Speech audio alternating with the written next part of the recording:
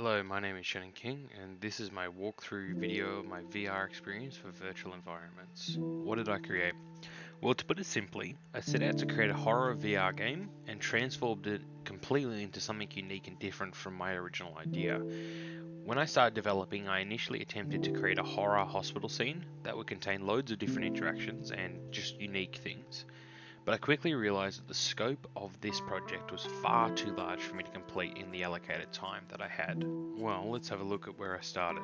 I initially started development in Unreal 5.0.3. As seen, I believed that this would be an easier solution than using Unity, but I quickly realised creating interactions using Blueprint is far more difficult than I originally anticipated.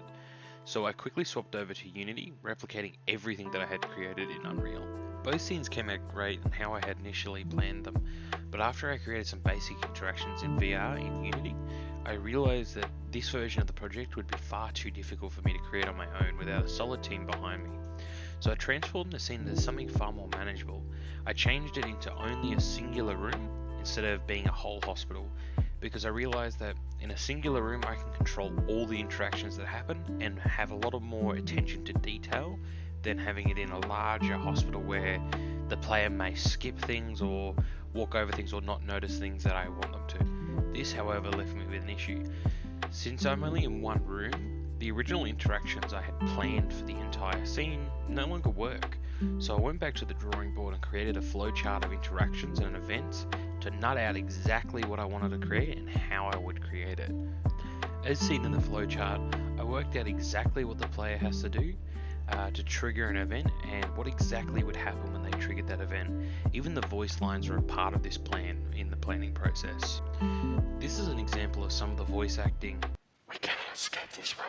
Find another way out. I created these voices using my current headset Audacity and some audio magic. I also did this for all the sound effects as seen in the game too, like the gunshot and the smashing of the window and everything else. All of my assets I created using Blender and Substance Painter. I did this because I'm most comfortable with Blender and I can make decent looking textures extremely quickly in Substance. These techniques were mostly used to just save time. For the programming assets, I utilized a fair amount of pre-scripted assets provided by Unity VR. But the assets I created, I took a full advantage of Unity's event system, as most of my interactions were simple interactions and only required objects being turned on and off or being moved around in specific orders, which the Unity event system can handle with ease. I also applied a fair amount of optimization to my scene.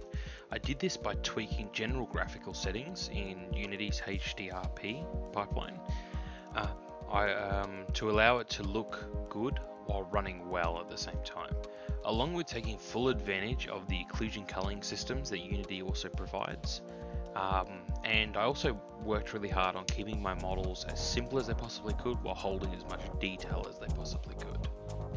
My main design process for this project has been focusing on creating an experience that is fun, has plenty of interactions, and keen attention to detail spots. As I'm a game designer, I make things for fun, and that is something I wish I had remembered earlier into this project, as the project would have come out far differently as a result. Thank you for watching. This has been a quick walkthrough video of my VR game.